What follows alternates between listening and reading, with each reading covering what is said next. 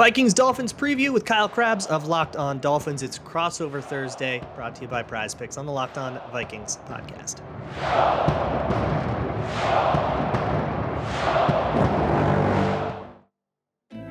You are Locked On Vikings, your daily Minnesota Vikings podcast, part of the Locked On Podcast Network, your team every day.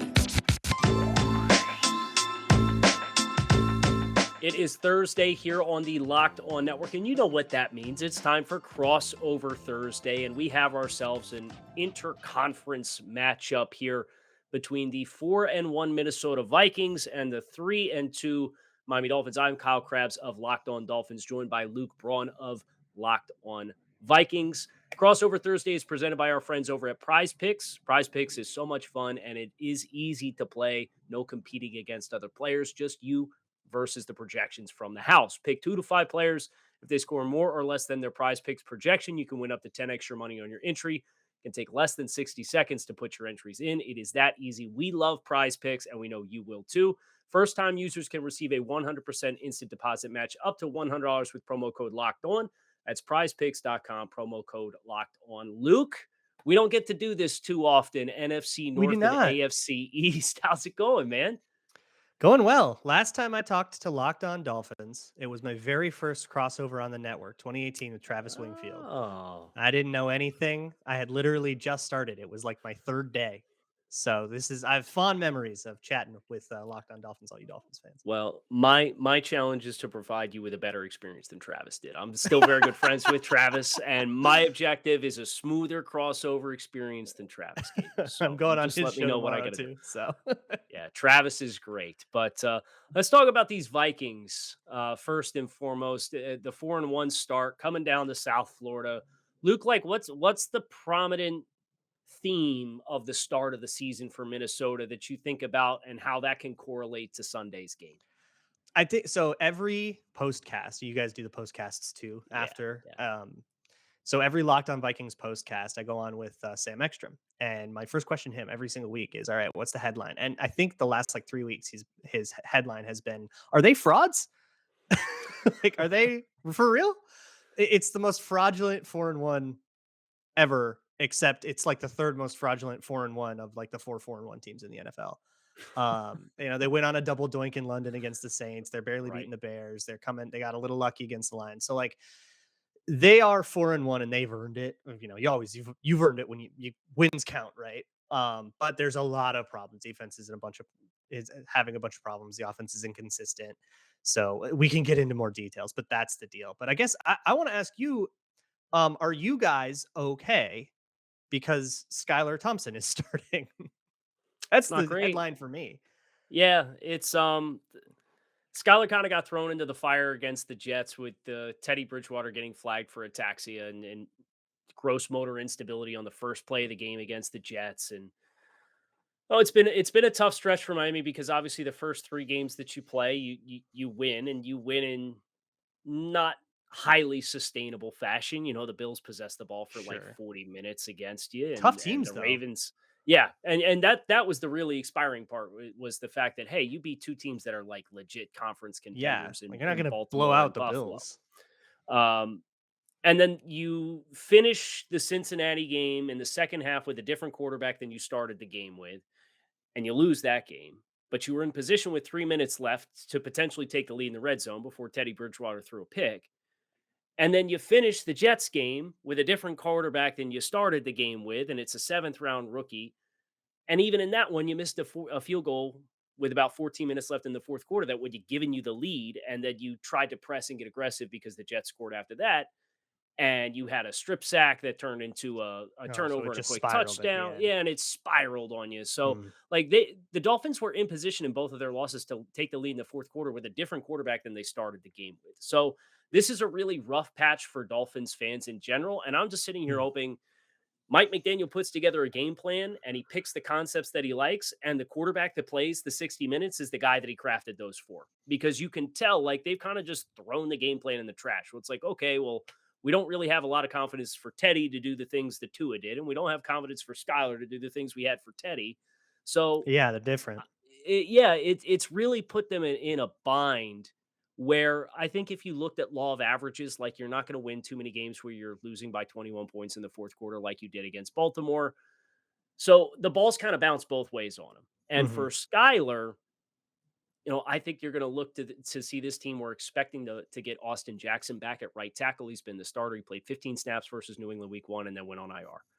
You get him back at right tackle, and he's not overly good in pass protection, but he's much better in the run game than Greg Little is. I think they're going to lean on what they were able to do running the ball against the Jets, and they're going to play it a little close to the vest. You'll probably get some perimeter screen type stuff with Jalen Waddle and Tyreek Hill, but I think they're going to look to try to run the ball and take some of the pressure out off of Skylar Thompson. And that's what's interesting. So the Vikings defense has been very okay if you want to run the ball. They are giving you light boxes all day. They refuse. I mean, like 2 snaps a game will they put a safety in the box. And that safety's Harrison Smith, by the way. So I've kind of been not liking it. But he's been up on the roof all day. So they will come out too high, light box. If you want to run, you may. And they're just like okay with it, which I think is going to be really interesting. Like they are going to you're going to have like start your Raheem Mosterts, and if, like this is a week to start your Dolphin, like pick him in Prize Picks, right? Um, but will that be enough to make up for the Vikings essentially selling out so you can't huck up a deep bomb to Tyreek Hill or Jalen Waddle? They're going to have a safety over the top of that, and they're going to essentially deny that at any cost. Will that be worth it? I feel like is the central question on defense here. Um, I feel a lot better about that question when it's Skylar Thompson. If it was Tua, when I was Sure. looking at this game a couple weeks ago, and I'm going, man, Tua to Tyreek Hill, is putting a safety over the top going to be enough? Or we got Patrick Peterson playing corner. He's old. He's not as fast as he used to be. And this is a matchup to really be worried about, unless, assuming Tyreek Hill has all of his normal speed. Um, but if they put a safety over the top, you got Skylar Thompson. Will it matter? Can he hit it? And he showed some nice flashes in the preseason, but I think the process wasn't good. Like you could tell that Okay, he was a 7th round rookie. gotcha. And he still finds a way to make big plays, and he's fun running around in the pocket, and he's fairly athletic. I actually think out of the 3 quarterbacks, he's the one who can extend plays the best as far as being like a functional athlete. So if you want to, or if you have to get off your spot and then coverage breaks down, that might be the recipe for a big throw down the field. But I don't think that they're necessarily going to call him with a lot of appetite. Now, I think what they will do to help encourage Minnesota to stay in those deeper sets is they probably will come out and they will put Tyreek on one side and Jalen Waddle on the other side as compared Sure. to stacking them on the same To side. you don't even It, need to encourage it. That's just how they live. Don't No matter what you do. Unless you're condensing everything and you're going 13 personnel, like they'll stay 2 safeties on the roof all day.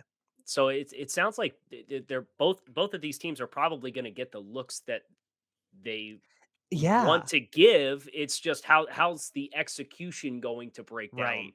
when the Dolphins have the ball and Minnesota's out there on defense.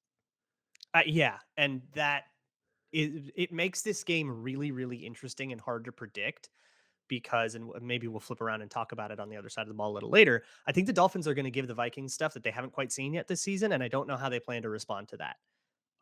They've seen a lot of too high and more conservative stuff, but they haven't really seen the. It sounds to me, and I correct me if I'm wrong here, that the Dolphins like to flatten out a little more on the front and approach like zone teams that way.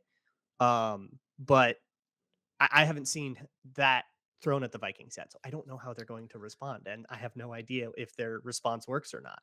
Haven't Yeah, seen it. kind of flood the gaps, right? Where you kind Yeah, of get everybody walked up in gaps. We're going to play gap control, and then it's up to all those defenders along the front to make sure that you're maintaining your individual integrity and kind of build the wall at the point of attack and try to box runs in that way. And they've have had success with that. And I do think Miami's run defense has been one of the brighter spots. New England got after him a little bit with some backside zone, inside zone in week 1, and then Miami adjusted at halftime, and they had a lot more success in kind of bolting that down. But it's been really hard to kind of gauge Miami too, because they gave up a 70 something yard touchdown run to Lamar Jackson that really juiced Baltimore's rushing totals. But other than that, they defended the traditional runs fairly well. And mm, against Buffalo, They defended the traditional runs against Devin Singletary and Zach Moss and James Cook very well. It was the Josh Allen extended plays that he led the team in rushing in that contest. And they were successful against Joe Mixon. There were some one-on-one opportunities outside as that game wore on that Xavier Howard goes down about the beginning of the fourth quarter. And then you really saw the Dolphins kind of tap out where they didn't have the horses in the secondary to run with Higgins and Chase anymore. And it forced them to loosen up. So I think there's some really interesting parallels with trying to run the Mm. ball traditionally if you're a zone-based offense with what we've seen from Miami, that ironically you would look at the Dolphins scoring defense and say, yeah, that probably is not a great matchup, Miami's defense versus Minnesota's offense. But I think some of the things that Minnesota does well, Miami has shown some success in defending, which Yeah. makes some of the matchups on the perimeter, I think, really interesting in this matchup. Yes, and we'll get into those matchups because I want to talk to you about the state of that secondary right now. I know you're a little banged up there too, so I got some questions. But first, look, we're all trying to make our defenses as strong as possible, and you should Oh, do so too. yes. Like with your home security at Simply Safe, your safety is the only thing that matters. It's cutting edge technology powered by 24/7 professional monitoring agents who always have your back, so you always know that your home is safe. It blankets your home in protection with advanced sensors for every room, window, and door. HD security cameras inside and outside your home, and smarter ways to detect motion. So you aren't going to have a big alarm go off if a raccoon goes by. It will confirm when a break in is real and a threat and then dispatch the proper authorities. So customize the perfect system for your home in just a few minutes at Simply Safe, SIMPLISAFE.com/locked on NFL. That's simplysafe.com/locked on NFL. Save 20% on your Simply Safe security system when you sign up for an interactive monitoring plan and get your first month free. Visit simplysafe.com/locked on NFL to learn more. There is no safe like Simply Safe. I love a good segue. And that was Nailed it. brilliant. That was brilliantly done. Nailed it. You got to listen to So, Locked On NFL on Tuesdays. Ross and I are competing for who can reach the hardest on segues. guys, hit subscribe. Locked on NFL Tuesday, and let's hear this battle unfold in real time. That's excellent. So Yeah, Ross let's Jackson talk does Locked On Saints. locked on, or let's get locked on this Dolphin secondary with some of the Yes. questions that exist there. Obviously, the big player on Minnesota side of things is Justin Jefferson, one of the best wide receivers in the NFL, and it sounds Xavier Howard came out on Wednesday and said that he was feeling much better and will play on Sunday. So Okay. that really hurt Miami against the Jets. And Mm. this is already a team that is engineered to play a lot of press man coverage on the outside. They like to play man to man coverage in their presser situations and in their third and longs and put Xavier Howard and Byron Jones out on islands. Well, we haven't seen Byron Jones all year. He's on PUP, had Achilles Mm. surgery this offseason. They were hopeful he'd be ready for the start of the year. He's eligible to come off PUP, and like he's not even practicing yet. So Mm. for the Oh, that's right. Dolphins, It's time. that layer has really complicated things. And then Xavier Howard went down in the fourth quarter against the Bengals, did not play against the Jets. And it really showed because Miami is no longer a team that's able to play in your face on the outside and bring these pressure looks. Dolphins fans are Mm. asking, where's pass rusher Jalen Phillips? Where's safety Javon Holland and Brandon Jones and their ability to play all these looks in the box and bring exotic looks? You can tell they're playing a lot softer. They're playing soft zone. So when they bring their blitzes, you're playing soft zone. There's free access for a conversion of a route that's going to allow the quarterback to get the ball out of his hands before the blitz gets home to the quarterback. So it's kind of been the uh, the theory in building the defense is from the back forward. They're coverage over pass rush type group, and they have some good pass rushers, but they've had to change how they play in the secondary, and especially without Xavier Howard, it's really hurt them in their ability to get home and pressure the quarterback. Got you. So there's two ways to, I think, take Justin Jefferson out of the game. And we've seen a couple teams succeed at it. We've seen teams fail at it. But one way is the way the Lions did it. Held him to like 14 yards. And they just sold out. They had a safety over the top of him. They had a safety on the other side, poaching any crossing routes because the Vikings love to use deep crossers and deep overs and stuff to get Justin Jefferson with favorable one-on-ones or favorable looks or just give him a lot of room to run away from a guy. Mhm. Um, The Lions had success there, but it left everybody else on their whole team one-on-one, and their other guys couldn't hang with Adam Thielen and KJ Osborne. So that's the deal. If you want to sell out, you can stop Justin Jefferson, but everybody else has to win one-on-one. Can you do that? Or blitz the heck out of Kirk Cousins? He's actually struggled a whole bunch out of against blitzes and his blitz counters. I think it's got better over the last couple of weeks. I was a lot angrier about it, 2 weeks ago. Right. But blitz Kirk Cousins and just hope you can screw up the play that way. And maybe Justin Jefferson's open all day and it doesn't matter. But what we haven't seen yet, a little bit with the Eagles and Darius Slay going one-on-one on Justin Jefferson and at least holding his own, if not outright winning the matchup. Outside of literally that, they haven't really seen guys do it. They had Marshawn Lattimore on him in London against the Saints. Lattimore couldn't do it with no safety help, nothing over the top, and Darius Slay had some help. So that's, I think, defensively the question you have to ask yourself: are we selling out to stop Justin Jefferson? If not, he's getting 100 yards on us, and we got to win anyways. And if so, can everybody else hang on the outside? Because it's also, you can't do the Belichick thing and have CB2 be the guy playing underneath Justin Jefferson, because he'll just win underneath routes all day on that. It's got to be your good one. It was Jeff Okudah with the Lions. It was Slay with the Eagles, Lattimore with the Saints. So you have to have your second corner or your slot corner keeping up with Adam Thielen and KJ Osborne. And I haven't seen anybody really strike that balance well outside of specifically Philadelphia.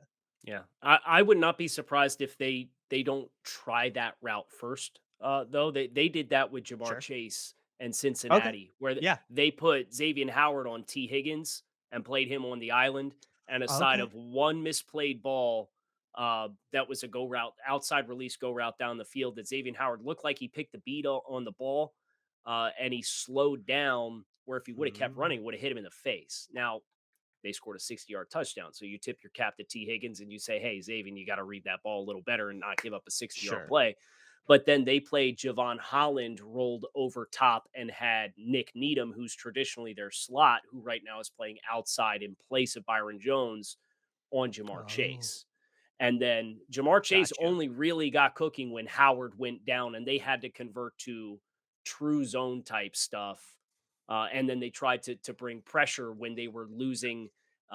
They were down by 5, and Cincinnati had the ball in the last 5 minutes, and Chase got a big play down the field because they tried to bring the pressure on man. So I would not be surprised if they are not willing to, and they showed this against Buffalo too, where they said, take the short stuff. We're going to try and rally up. We're going to try and make you string together 10 play drives with consistency and try to live that way. And if it burns them, then I would not be surprised at all if they end up flipping Xavier around and they try the same approach and then put Needham on Adam Thielen. I wanted to ask you, Luke, what is Adam Thielen's athletic profile looking like these days? Because he's been such a great route runner for so long. But the big question I have with Needham is athletically, he's a guy who's more suited to play inside, where he's got a little bit of leverage over top of him. There's not a lot of high-level wide receivers that I think he can run with. What's Thielen look like from an athleticism perspective at this stage? Well, yeah, to that last thing, they do like to condense the formation a lot. So even if he is playing nominal outside corner, you still will have you're not playing out by the sideline often. I mean, not always, right? But less often you'll be playing by the sideline. I have been saying this about Thielen since training camp. It is going to mean a way different thing to you as Dolphins fan. But I have been saying late career Chris Carter. Possession guy, convert every third down, great in that hits different for me. Yeah, little different for you guys. So, but not that late career, Chris Carter. But that's the idea. He is not the athlete he was in 2018 when he was stringing together 100-yard games all the time. But he's not that far off. He can still absolutely get separation unless you're a real good corner. If you're just throwing your random slot corners at him, that's not enough. And also don't sleep on KJ Osborne, who sort of broke out last year as a borderline wide receiver 2/wide receiver 3 type. And so, I mean, he's hardest worker. I believe he spent 1 year in Miami at University of Miami. Buffalo guy before that, though. Yeah. And he's been a lot of times he's a slot. A lot of times he's a complementary piece, but he's also very clutch in 2-minute situations. Caught a game winner against Detroit. So he's very cold in the big moment, that kind of guy. So we kind of got two of those, like real, third down, beat a one-on-one, get open over the middle kind of guys. And then you have Justin Jefferson, who's just, unless you're black holing him, he's a total game wrecker. Um, that has been, I think, the key to the Vikings offense is being able to find a way to take that trio and at the very least limit it. Um, yeah, on your side, I would do that. But I am very curious to see what if the Dolphins are willing to just say, okay, Xavier Howard, you're on Justin Jefferson. And if the Vikings are willing to do that. So that's what they Yeah. did against Green Bay week one. They blew out Green Bay, saying, yeah, we're not going to let Justin Jefferson go up against Jair Alexander. How about Eric Stokes instead? We're going to motion him across the formation. And you're going to go up against Eric Stokes all day, or linebackers, and doing a lot of schematic stuff that way. Yeah. Luke, wanted to also ask you real quick before we get into some game predictions here about Dalvin Cook and his performance this Hmm. season. I know he took to Twitter on Wednesday and was asking for anybody who had his statistics playing against Oh teams in yeah. Florida, in He's the so state of Florida. excited. He's So gonna what? have about 100 people in the stands. He is so hyped to go Yeah. play. He's just like Miami dog guy, born and raised, right? Um, but yeah, his season has been up and down. He's got a shoulder thing right now. He's playing in a harness and he's playing on something of a pitch count. They're taking him off for third downs. Um, but he's still got all that shift and wiggle that he always had. But it's been a little bit more Alexander Madison than we usually see just because of his health. So we'll see there. And so he's also struggled to get over 100 yards, but he's been very good. He was incredible in this last week's game against Chicago. He's still very much the smart runner he always has been. Just you're not going to see him every single play, but Madison's been playing really well. So that running back trio has been very good, and that running game has been very good. But like we kind of alluded to before, I think the Dolphins, based on what I've asked other people about, based on those answers, it sounds like they're going to be a little different than what we've seen other teams do against them so far. And so I'm curious to see just how the Vikings respond to that. But if you would like to take a look at certain skill players, sounds like we're going to have maybe a lot of underneath stuff available to Justin Jefferson or Adam Thielen. Maybe you think that Tyreek Hill can burn Patrick Peterson.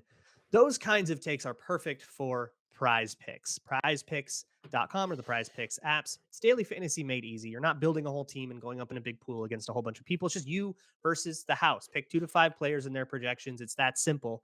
And whether you think that they'll beat their house projection or not. If you go to prizepicks.com, you can get a 100% deposit match up to $100 if you enter promo code locked on. That means you put in $100, you get $100 slapped right on top of there. Put in 50, get 50, etc. That is prizepicks.com slash or promo code locked on, or download the app at Google Play or the App Store. Promo code locked on at prizepicks. Okay, Luke. So let's get into some game prediction. We've talked about each team having the ball, some of the key matchups to be mindful of.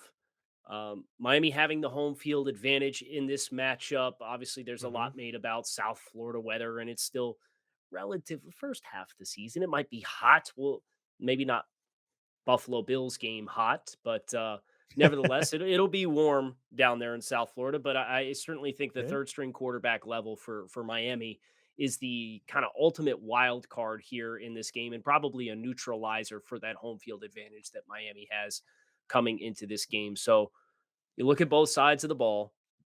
What's your expectation for what we will see on Sunday?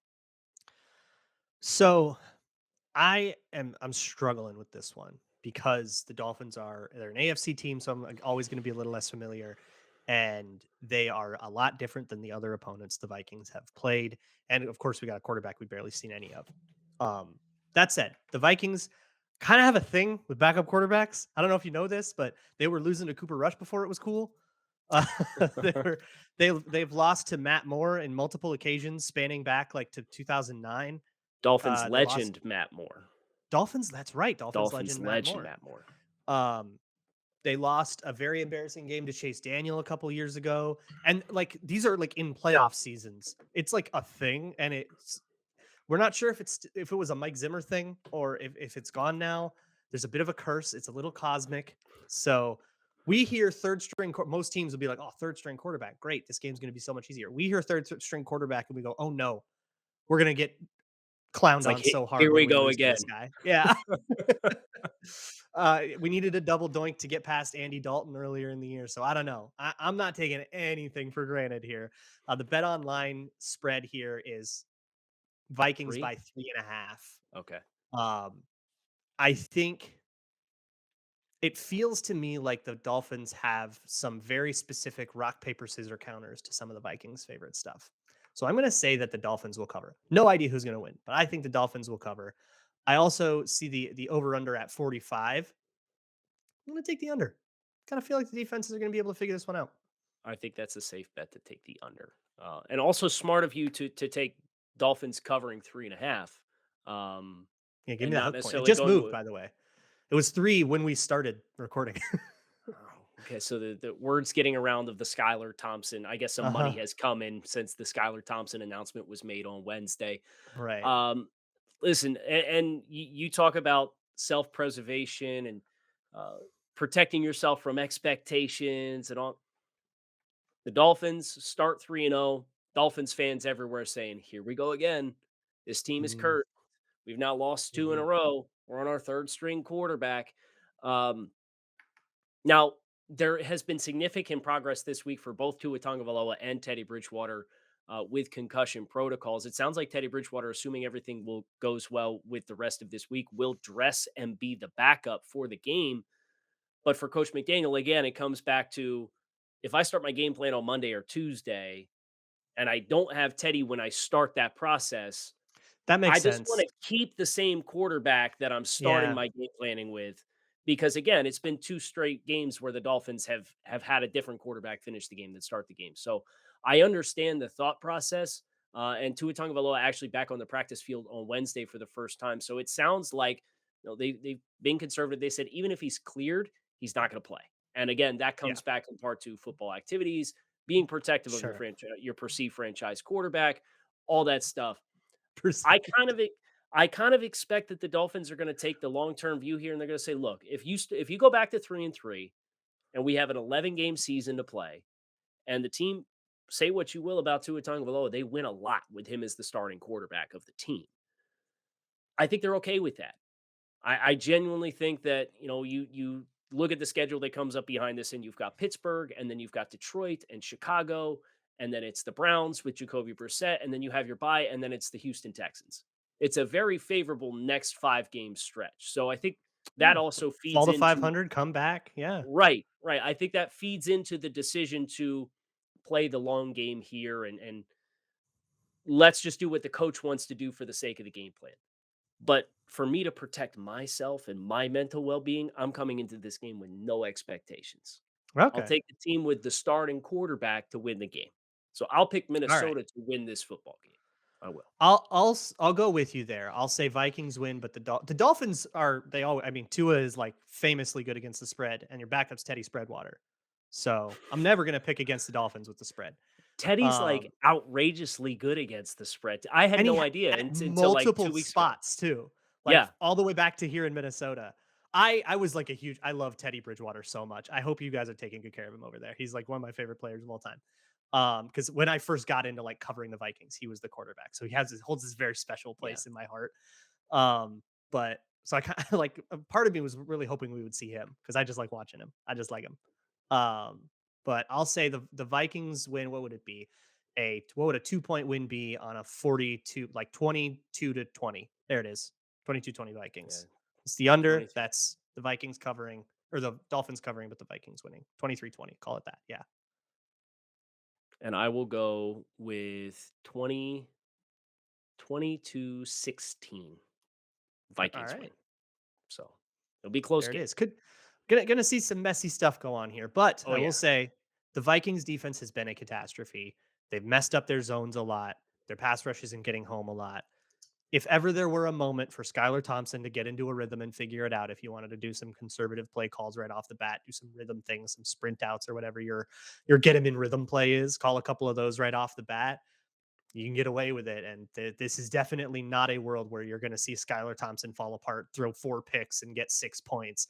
The Vikings are not the defense that earns that. So there's a world. I'll tell you that. Well, it's going to be an entertaining game regardless. And Luke, we don't get to do these too often. As we said, it's been 4 years since the last time we had the Yeah. Locked On Dolphins, Locked On Vikings crossover. But hope everybody enjoyed, this crossover Thursday here on the Locked On Network. Your team every day. We don't just say it, we live it here on the Locked On Network. Make sure you hit subscribe to Locked On Vikings for all of your Vikings updates throughout the season and the offseason. Locked On Dolphins. And make sure you check out Locked On NFL and all of the other great podcasts that we have here in the Locked On Network as well. Luke Braun, Kyle Krabs signing off.